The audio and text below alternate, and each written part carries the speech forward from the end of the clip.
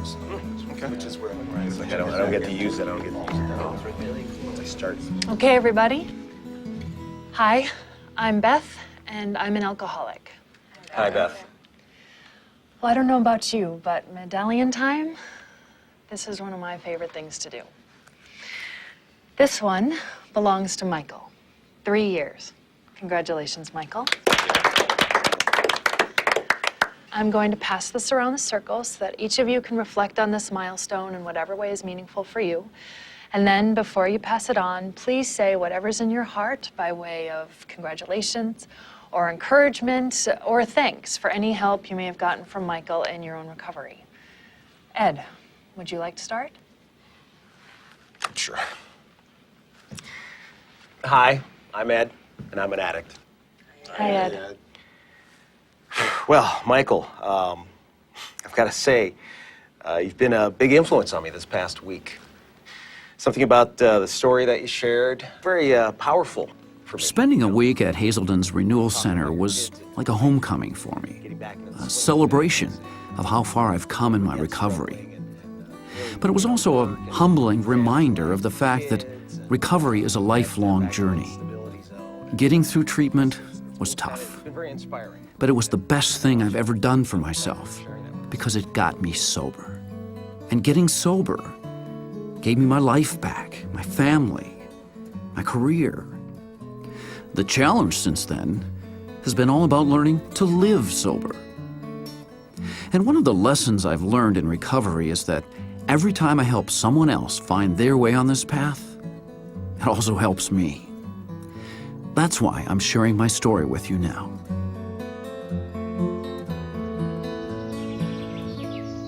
That's exactly what I'm saying, Tom. That's right. Yes, all of it.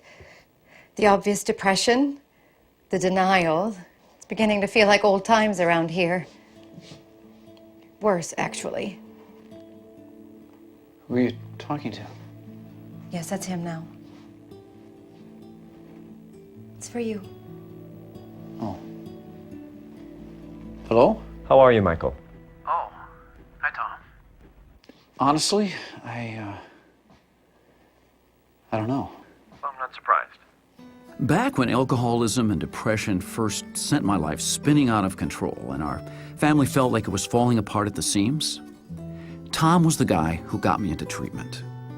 And I'm not proud to admit I didn't go quietly either. I'm a businessman, successful, good at problem solving. But it took a few really hard knocks before I found out what my family and Tom already knew. That in my addiction, I had finally met a problem that was way bigger than me. I needed help, and it was hard for me to accept that.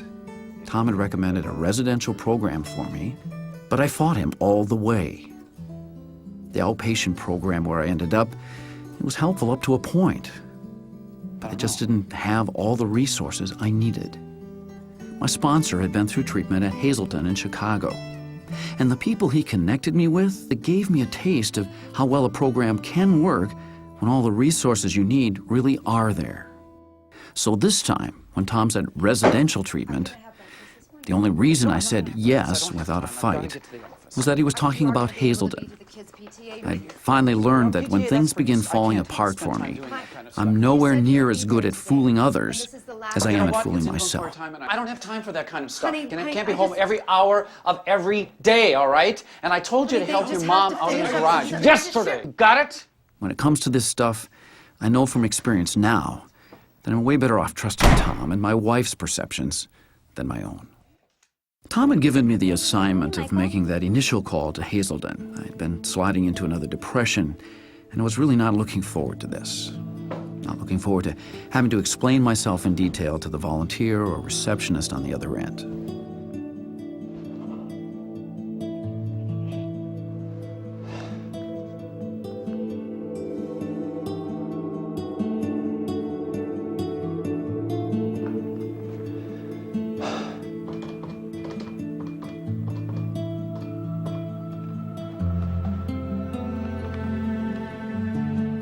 Hello. My name is Michael.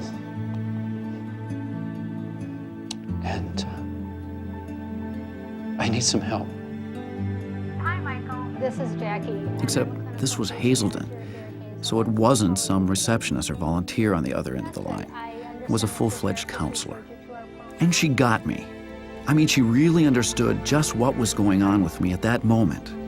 And by the time we'd finished talking, I knew Tom and my family and I had made the right decision. Yeah, Tom told me that. My wife Carol's first contact with Hazelden had gone every bit as well as mine. Well, if the determination is that he needs residential treatment, I don't know how. Will insurance cover any of it? Yeah, they may. You know, trying to figure all of this out on your own just adds more stress to an already very stressful time for you. Let's do this. You give me insurance information, I'll get in touch with them directly and take it from there. Really? Wow.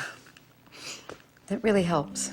Carol told me later that she hadn't fully realized until that moment how much stress she'd been feeling about how my treatment was going to be paid for.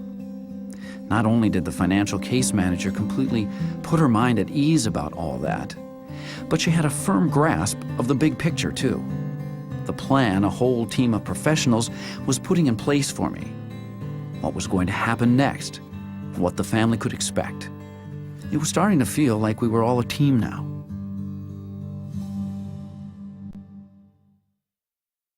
By the time I'd arrived at Hazelden, my clinical team was already well prepared for me.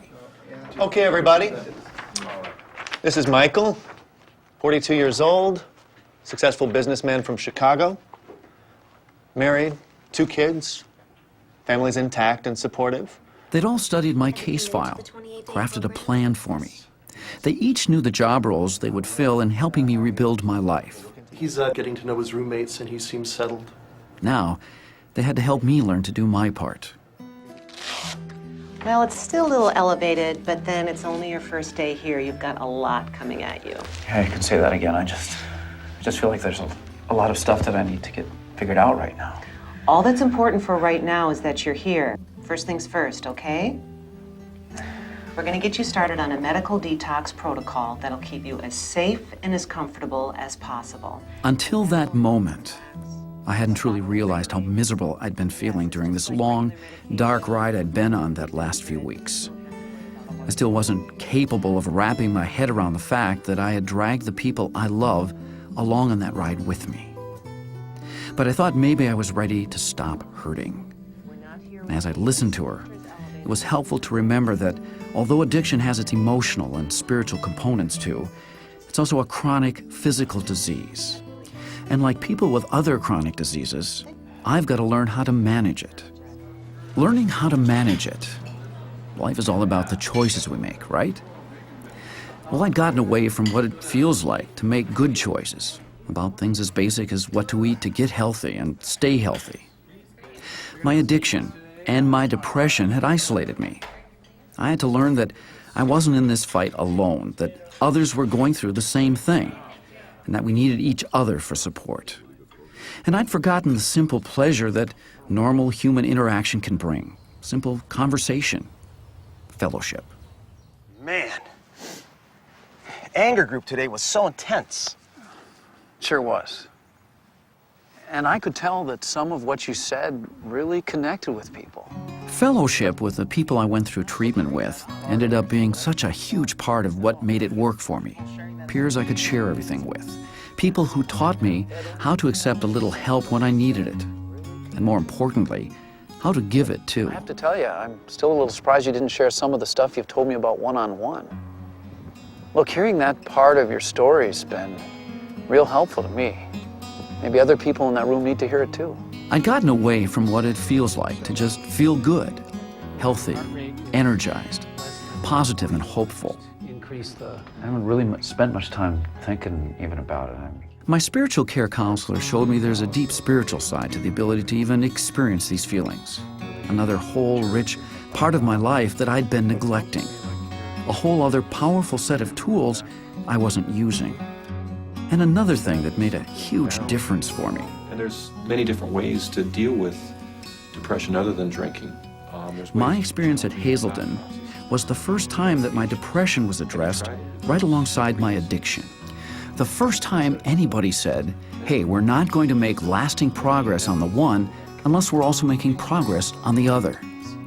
Having qualified mental health care professionals on my team meant one more powerful resource I could rely on to help me learn the healthier thinking and behaviors I needed before I could go from being my own worst enemy to being my own best friend in recovery.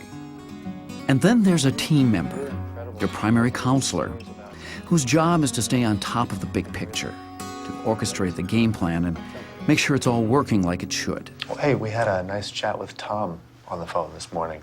He sends his best.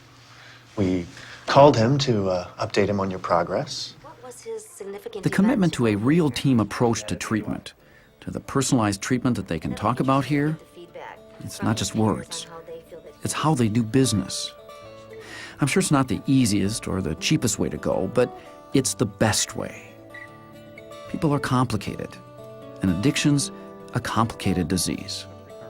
That's why it makes such good sense to put a team made up of professionals from different fields together in order to work out an individual plan for each client. And the teams here are the real thing, made up of true specialists. Not people who have to juggle job roles and wear different hats in order to handle different needs from day to day. Plus, we get the benefit of being connected to a powerful tradition here, the place where that 12-step based model used by the whole field has its roots. In fact, this is where a lot of counselors from other treatment centers have come to get their education or training, giving us our best possible shot at recovery.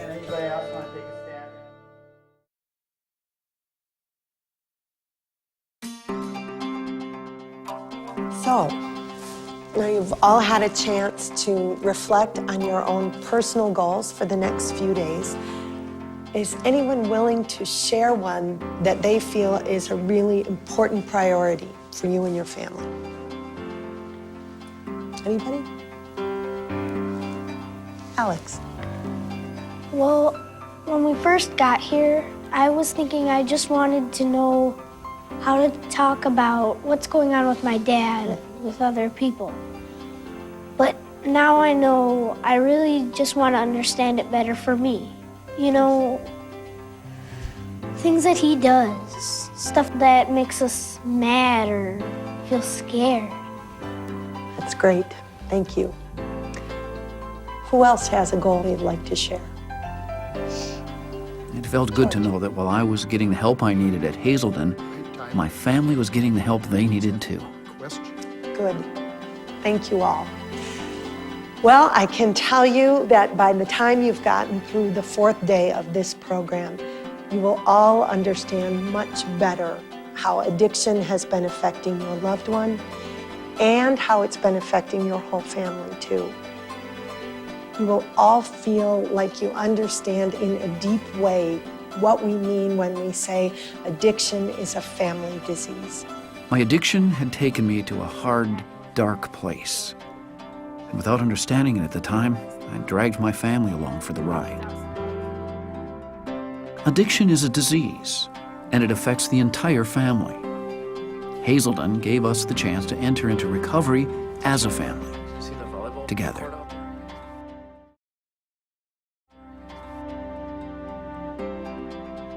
The journey that led each of us to addiction is different, and so is each of our individual journeys toward recovery. For some of us, like me, the road leads directly home after primary treatment is over. Home and some kind of continuing care in the community. But for some of us, the next stop along the way is a setting where we can work on gaining a stronger understanding of some of the tools we've learned. Maybe just make a more gradual re-entry into the everyday world, like my friend Ed from primary treatment did at Fellowship Club in St. Paul. Hi, Ed. Welcome to Fellowship Club. My team at Hazelden decided that I needed more time to understand the steps. Time to get stronger in my recovery. Well, you'll have a lot of independence here, but a lot of responsibility and structure too, to the other residents and to your own program. Sounds good. I'm ready. Okay. Whatever kind of continuing care your team decides you need, you'll soon see that it isn't just something they tack on at the end when you're finished with the heavy lifting part of treatment. It's a seamless part of the whole thing. They introduced me to a whole world of support options that exist for people as they come out of treatment. A world I didn't even know existed. And the benefits of getting myself involved with it and staying involved have been powerful for me. Hi, I'm Chuck, and I'm an alcoholic. Hi, Chuck. I love being able to help other people grow strong in their recovery. Why not? Truth is, lots of people were always there for me. Meetings, my aftercare family groups, my participation in the HAZELDEN Alumni Association. Hey, it's all part of working my program. Now that my thinking isn't clouded by addiction anymore, I can see this organization more clearly and appreciate it more than ever. It's not just the amazing staff and all the individual attention that makes this treatment model work. It's that we're all part of that model. Every one of us who comes here. We're responsible for our own recovery, of course, but we've also learned to pick each other up, too. Support one another's recovery in a big way. It's something you learn to embrace. And then you feel it becoming just a basic part of who you are. Hey, Michael. And it feels good. Hey, Brian. Hi, everybody. I'm Brian, and I'm an alcoholic. Hi, Brian. I'm one of two people here who went through primary treatment with you, so Michael and I go back a little ways. Remember that first week? Man. I don't think anyone would have thought that we'd had a chance or would have guessed we'd make it this far. But we kind of had a buddy system going between us, and I think it really helped. I just don't know. I haven't thought about some of this stuff for years, and quite frankly, some of it's sort of embarrassing, you know? Well, naturally, a lot of it's going to be embarrassing. I'm sure there's going to be someone else in the group that's going to come up with something a lot more fiery, I think. We figured out how to start really getting the most out of group and what it is to get serious about working on your program. Because of some of the things that you and I went through together, I went all the way from learning to trust to being somebody who can be trusted, from somebody who couldn't lean on anybody else and didn't care to try to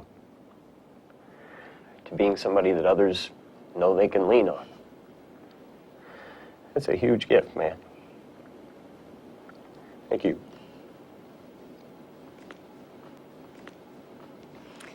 Hi, my name is Mary, and I'm an alcoholic, and I'm an addict. Hi, Mary. And what you're saying, Brian, about the buddy system, that is so true. And Michael, you know what? One thing that you said at the beginning of the week I think is going to stick with me forever. When you were talking about the importance of being able to leave whatever shame we're carrying at the door. Oh, man, that was a big one for me when I went through primary. I learned I wasn't unique or some hopelessly defective person. Just another addict who needed to learn the tools to understand the disease of addiction and manage it. You reminded me of that today. Big time. All the things that you kind of push down start coming out. That's okay. And there's another piece too, a big one. When I went through treatment, I learned to trust and lean on other women. But since then, I've been learning to widen my circle of recovery to include men, too. You've helped me make some big strides there, Michael, and I thank you for that. If one measure of how you're doing in your recovery is how much you help others in theirs, then you're doing great. So keep at it. Wow. Thanks, everybody. Hi, I'm Michael, and I'm an alcoholic. Hi, Michael. Well, I'd worked out this whole little speech in my head, but now that I think about it, I might just chuck it, though, because it doesn't really say what I'm feeling right now. And what I'm feeling right now, more than anything else, is gratitude. You know, I've always been really good at analyzing and criticizing what other people do. I've had to work at getting better at looking at myself. Well, about a week into my recovery here, I had a huge breakthrough on that front, and I'll never forget it.